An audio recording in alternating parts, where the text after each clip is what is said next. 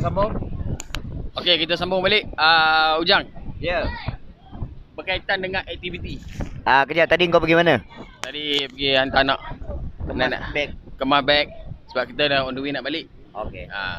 Jadi kita on the way nak balik tu kita kena kemas beg. Kalau kita tak kemas beg, bila dah sampai JT dia mungkin charge lebih kan, macam mana? Okey, sebenarnya perjalanan kita ada 2 jam lebih lagi. Ada 2 jam lebih lagi. Ada 2 jam lebih. Kau kemas cepat-cepat sangat. Sebenarnya kemas 20 minit je. Dia kalau lama kemas tu dia salah. Lebih rapi. Kau lipat dengan cantik. Lipat. Okey, baik. Okey. Kita teruskan kita punya maklumat ni sekarang. Okey, kau buat kuih dah berapa lama? Saya buat kowe ni lebih kurang dalam 5 tahun. 5 tahun. 5 tahun sebab Lama. kowe. Selama 5 tahun. Lepas tu sekarang ni saya ada buat part time dekat kowe. Masih? Saya masih buat kowe tapi secara part time, dan saya kembali ke lapangan asal saya jadi salesman kereta. Bagian pengkeretaan. Bahagian pengkeretaan Kementerian Pengkeretaan Malaysia. Okey. So maknanya kalau orang beli kowe, lepas tu dia nak Dia boleh dapat free kereta. boleh dapat beri kereta. Itu kita akan buat cabutan lah. Cabutan. Okey, mana dua-dua boleh. Dua-dua boleh. Dia nak beli kowe dapat kereta atau beli kereta dapat kowe? Yes. Dua-dua melalui kau. Dua-dua melalui saya. Okey, jadi korang boleh kontak dia lah kalau nak kowe dengan kereta dua. Kita sambung balik tadi. Oh, yang aku punya. Okey. Kita sambung yang lipat kain tadi. Okey. Kita sambung yang lipat kain tadi kan. Kita lipat kita datang sini, kain kita tak banyak. Bila kita balik jadi banyak. Mungkin kita terrembat kain-kain orang ke apa. Kita lipat kain kawan-kawan. Okey, tadi beg kau penuh. Okey. Itu sebenarnya biasa berlaku.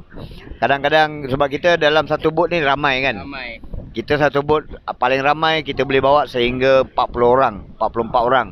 Ada bot yang muatan dia 40. Yang sekarang ni kita naik muatan 20. 25. Total 20 orang. Jadi ada 20 beg dan tu cuncak nampak. Allah. Akbar. Gambar aku juga. Tengok sana.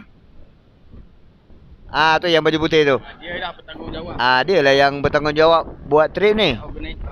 Dia organizer trip yang kita pergi ni.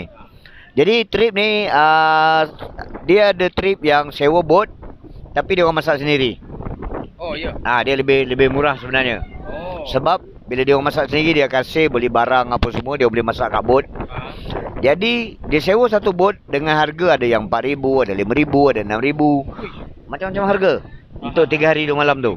Bermacam-macam kemudahan, ada yang 6 bilik, ada dom, ada apa semua. Jadi kalau dia masak sendiri, dia save lah masak tu, makan. Kalau katakan dia nak jimat, dia beli beras, beli minyak, beli bahan-bahan asas, cukup. Kemudian mancing kat dalam. Tapi macam bot yang kita duduk ni, kita ada lebih kurang dalam 9 ke 10 bilik. Dan 2 tingkat bot ni.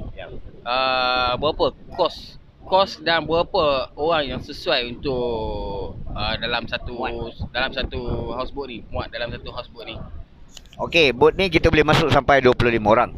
30 pun boleh actually. 30. Tapi 25 selesa lah. Dengan 25 orang tu dan bot ni sesuai untuk kanak-kanak juga. Maknanya pagar keliling dia selamat. Kemudian ada bilik bawah untuk siapa yang sakit lutut tak larat nak panjat tangga, dia ada bilik kat bawah tu. Ada mereka macam bilik VIP lah. Lift tak ada. Dulu ada. Kita masuk hutan kita pasang lift. Tapi bila kau tahulah dalam hutan ni binatang hutan banyak. Kan monyet-monyet datang bawa lari satu tangga, kadang-kadang bawa lari Swiss. Jadi kita tangga ada tapi tak boleh berjalan sebab Swiss dah kena buat lari. Sebab monyet banyak dalam ni. Monyet main lift lah. Monyet main lift.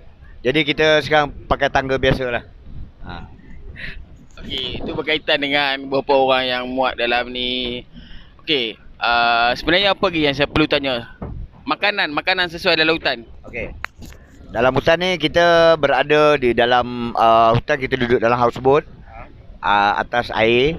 Jadi air atas, kita dalam houseboat dan kepada atas matahari. Itu jawapan dia. Ni saya nak terangkan. Ingatkan itu jawapan kalau dia. kita masak, benda macam tu dipanggil kukus. Kukus. Kan bila kukus kita letak air bawah, tak loyang, lepas tu kita tutup atas panas. Jadi kalau kita naik boat ni, mana kita dikukus. Dehydration. Kita akan kekurangan air. Jadi makanan yang sesuai, makanan yang juicy. Macam tembikai, pisang, apple. Saya rasa semua kita tak bawa kan? Walaupun kita tahu tapi kita tak bawa. Walaupun makanan tu sesuai tapi kita tak bawa. Kita tak bawa. Kita tahu tu makanan yang sesuai. Kita beritahu dia sesuai saja. Okey, Ujang. Dia masuk ke Taman Negara ni memang tenang, peaceful gila sebab kita tak payah nak pegang telefon sebab tak ada line kat dalam tu. Terputus hubungan dengan dunia luar. Apa yang mengkelangkabutkan kita dekat luar adalah telefon, Ujang. Kan? Tapi masalah juga bila tak ada line tu.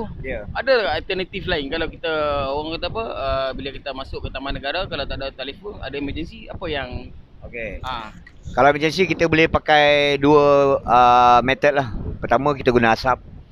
Macam Red Indian tu. Macam dulu asap.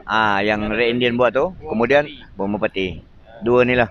Kadang-kadang kalau bom merpati tak ada, merbah pun boleh kita pakai.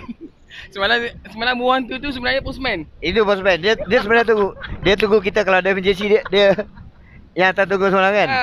Dia tunggu kita beritahu dia lah. Kalau emergency. Macam kita beras habis. Saya ingat kan buang tu semalam ada bird show ke apa. Memang dia postman. Bukan, dia pekerja kita. Oh, dia pekerja kita. Dia kerja gaji 500 tu. Ya, gaji 500 sebulan. Oh. Ada allowance. Mileage semua ada lah. Dia boleh claim mileage lah. EPF semua boleh claim lah. Okey, Jang. Aktiviti. Aktiviti yang penting. Bila orang naik houseboat ni tengok kehijauan apa semua tu aktiviti. Aku nak buat apa? Aku sampai kat sana pemancing memang dia tahu dah aktiviti dia. Bila dia sampai je dia mancing walaupun ikan tak dapat. Tak dapat. Dia tetap ada aktiviti. Dia tetap mancing. Macam beberapa kita boleh nak tunjuk macam tu yang tak dapat ikan tak payah. Okey, yang tak dapat ikan bolehlah, saya salah seorang yang tak dapat lah. Saya dah ada dekat sini selama seminggu, seekor pun saya tak dapat. Jadi kita jangan fokus sangat ikan lah. Jangan fokus sangat. Kita anggap saja kita sebenarnya bukan nak cari ikan. Jadi saya bawa grup, saya dah buat 4 grup. Jadi aktiviti kita antaranya ialah melunak trail. Melunak trail ni kita masuk hutan, trekking lebih kurang 40 minit, kita tengok kayu balak yang sangat besar berusia 300 tahun. Ada kat dalam ni? Ada dalam ni. 30 pemeluk orang dewasa boleh kita pegang. 30 orang pegang-pegang tangan ni, macam ni, keliling, tu besar dia. Kenapa aku tak sampai sana? Sebab dia bergantung kepada package. Kalau kata kita nak pergi melunak trail, kita akan bawa guide. Semalam kita pergi 6 orang guide pergi. So dia jalan 40 minit, dia tengok tu, ambil gambar apa semua.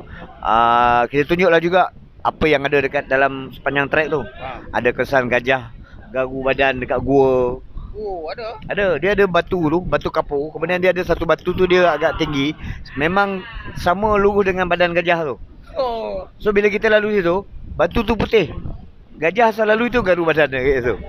Ada. Sebenarnya orang yang garu belakang dekat dinding ni memang tiru gajah lah. Tiru gajah lah. Ataupun boleh jadi dia dulu gajah. Boleh jadi dia dulu gajah. Sebelum tu dia gajah, lepas tu bila dia jadi orang, dia perangai tu masih lagi ada. Perangai gajah tu masih ada.